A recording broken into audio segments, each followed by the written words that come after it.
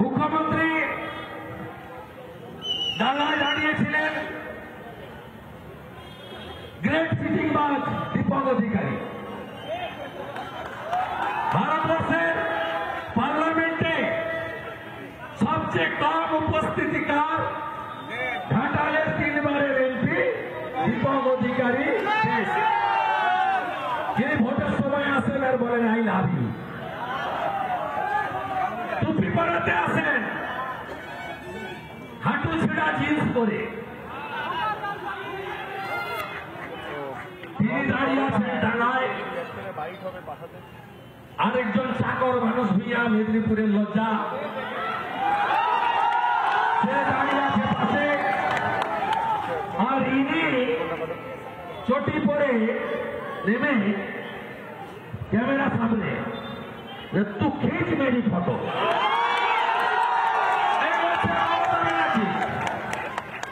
তারপরে ওই খিঁচ Mary photo হতে হতে কি বললেন, এক পরিযায়ী শ্রমিক যারা ফিরে আসবে তাদের যাতে দ্রুত লক্ষ্মীর ভান্ডার, স্বাস্থ্য সাথীর কার্ড করে দেওয়া হয় তার ব্যবস্থা করব। লক্ষ্মীর ভান্ডার কত? 1000 টাকা। চালের কুইন্টাল কত? 3500 টাকা মোটা চাল। মোবাইলে রিচার্জ করতে লাগে কত? 350। 350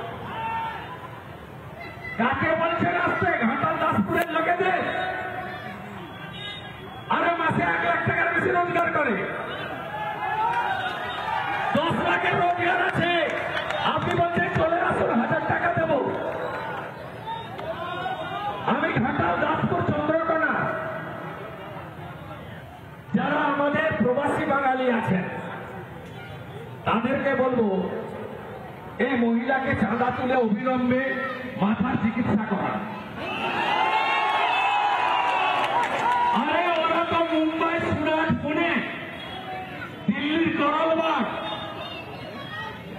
রোজগার করে, কোটি কোটি টাকা রোজগার করে। এই দাসপুর ঘাটালে পাকা বাড়িগুলো দেখেন না? কোথায় থাকেন? সুরাটে। কোথায় থাকেন? পুনেতে। কোথায় থাকেন? করলবাগে। ওখান থেকে রোজগার করে এনে পশ্চিমবঙ্গে জমি কিনছেন, আপনি স্ট্যাম্প ডিউটি পাচ্ছেন। বাড়ি করছে, পঞ্চায়েত প্ল্যানের টাকা পাচ্ছে, ট্যাক্সের টাকা পাচ্ছে। আর আপনার ওই ভুয়া স্বাস্থ্য সাথীর কার্ড, ঘাটালের কোন নার্সিংহোম নেয়, হ্যাঁ কিনা? আর ওরা তো ওখানে ভালো আছে, আয়ুষ্মান ভারতের কার্ড নিয়ে সব চিকিৎসা ফ্রি পাচ্ছে। আপনার কথা কেউ টুপি পড়বে না। আমি ছত্তিশগড়ে ভোট প্রচারে গেছিলাম বাঙালিদের কাছে, দিল্লিতে গেছিলাম, মুম্বাই, পুনেতে গেছিলাম। তারা বলছে দাদা এবারে ভোটের 1 মাস আগে থেকে যাব, 26-এর নির্বাচন, মমতার বিসর্জন। আমি দুর্গাপূজার পরে যাব।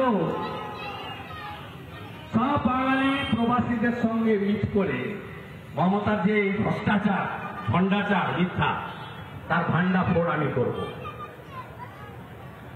দ্বিতীয় পরিযায়ী শ্রমিকরা ফিরে এলে তাদের সাহায্য দেওয়া হবে। কেউ আপনার টুপিতে পড়বে না। আপনার টুপি পরে রোহিঙ্গা আর বাংলাদেশের মুসলমান আসতে পারে, তো কোনো বাঙালি আসবে না, নিশ্চিন্ত থাকুন। বলছে মুম্বাইতে গিয়ে জীবন নষ্ট করার দরকার নেই। ভোটার লিস্টে সবাই নাম তুলবেন, সবাই নাম তুলবে, কিন্তু বাংলাদেশি মুসলমান, রোহিঙ্গার নাম থাকবে না। নানা ধরনের কন্টেন্ট দেখার জন্য লাইক করুন, শেয়ার করুন আমাদের ফেসবুক পেজ, সাবস্ক্রাইব করুন আমাদের ইউটিউব চ্যানেল। পাশাপাশি অন্যান্য ব্রেকিং নিউজের জন্য অবশ্যই চোখ রাখুন রিপাবলিক বাংলায়।